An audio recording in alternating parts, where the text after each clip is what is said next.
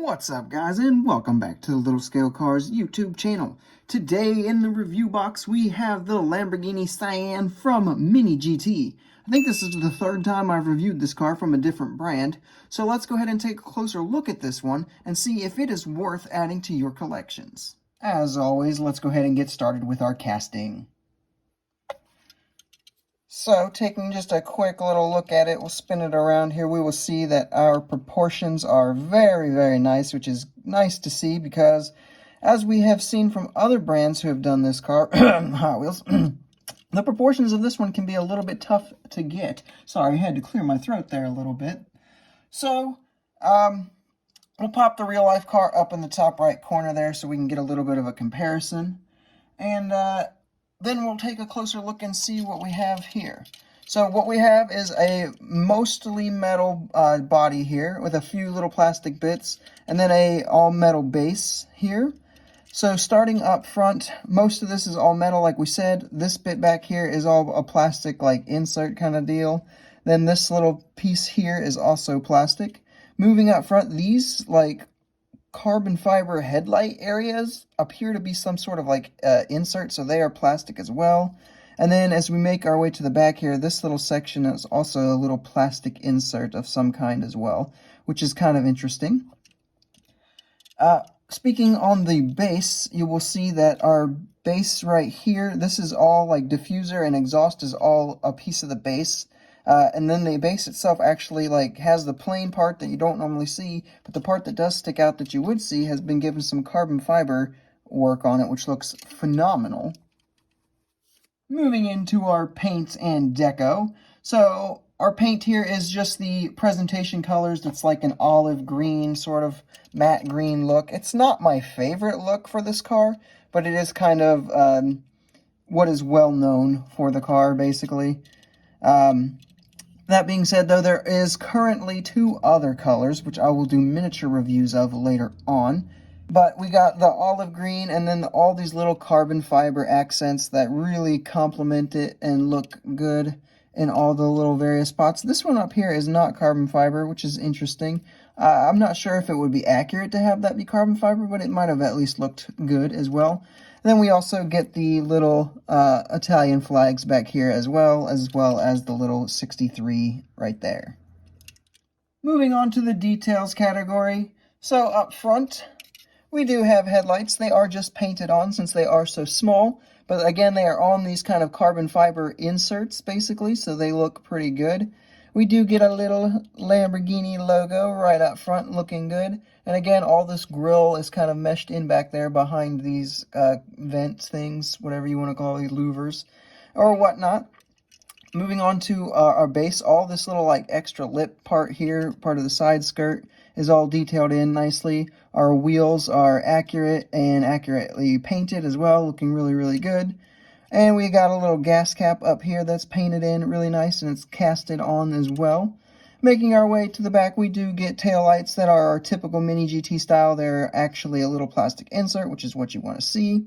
We do get a little Sian FKP 37 license plate there. And then we do have exhaust tips that are unfortunately not painted silver or anything. But again, with the carbon fiber look, it kind of helps that out a little bit and still looks pretty good overall. Coming up to the top here, we do get kind of carbon fiber poking out of these like engine cover vent, which looks really, really nice. There is a very high level of detail in this model. Moving into our roll test, this being a Mini GT, it should be no surprise that it rolls, and it rolls extremely smooth. I went ahead and put it on the scale, and it came out to be 44.72 grams, so it does have some nice, hefty weight to it, and it feels really good. Pros and cons, starting with our pros. The biggest pro is going to be the price and the detail level kind of combined. So for $13, you get a very, very highly detailed model with little carbon fiber accents wherever you might want to see them. So that is always good to see. And those carbon fiber accents are actually probably what I'm going to say is my second pro there, just because I think they look phenomenal in all the little places where they are. Especially right here. For some reason, you don't really even see them on the base down there, but that just really looks really cool to me. I love that. Love how it came out. Moving into our cons, there's two that I can think of, and the first one is actually these carbon fiber inserts that we talked about for the headlights. So since these are like an insert, they don't always line up perfectly. This particular model is pretty good, but you can see there is a little bit of a gap right here between the body and that. This side is fine, but yeah, so just be mindful of that when you're picking these up. And then the other kind of slight con is that the back of these fins did not get painted with any kind of carbon detail. So as you can kind of see here, there's just sort of like a goldish orange. Now, maybe that is accurate to how the cyan looks in real life. Maybe that's how it's supposed to be that way. But to me, I just think making the whole thing carbon fiber would have looked a little bit better.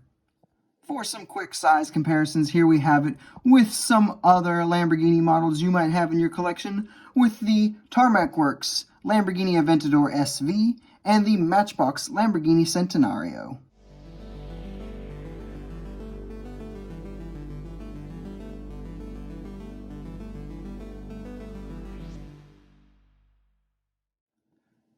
And here we have it with some other Italian exotics you might have in your collection, with the Hot Wheels Pagani Zonda R and the Tomica Ferrari SP3 Daytona.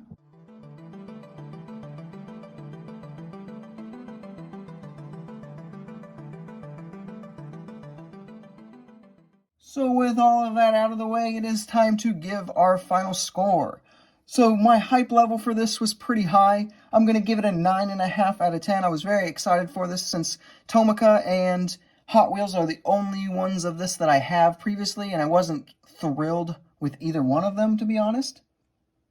The execution, I'm going to give a 9.7 out of 10. The only gripes are what we mentioned in the cons section, and those are like hit or miss pretty much. Community input right here. You guys voted on my Instagram story, and here are the results. I'm going to put that at about an 8.9 is my estimate there. So all those totaled together, we are at a 9.36, which we will round up to a 9.4. So the cyan space for the 1/64th scale is very competitive, I guess. There's Hot Wheels, there's Tomica, Poster Cars, MiniGT. I think HH Toys might even have one or have one on the way. So there's, a wide variety, everything from $1 up to like $25 options for this. So I think the MiniGT here represents a really, really good middle ground here. You get extremely high levels of detail. The proportions are absolutely amazing. Some of the cheaper brands have not been able to replicate as well. I mean, it really does just look like a miniature version of the car just sitting right there on your shelf. And then it can roll and be played with too if that's how you choose to live with your collection. So for a $13 model, I really don't think you can go wrong with this one, so I absolutely highly recommend it. Especially anyone who's a supercar fan, this is one you need in your collection, I feel like personally. And then also to anyone who's a Lamborghini fan, yeah, you will really, really be missing out if you don't add at least one of these ones into your collection. Alrighty guys, with that, that is all I have for this review. Make sure you guys leave a like if you enjoyed the video, subscribe if you are new so you can see all my future videos, and leave a comment telling me what your thoughts are on this particular model, and I will see you in the next video.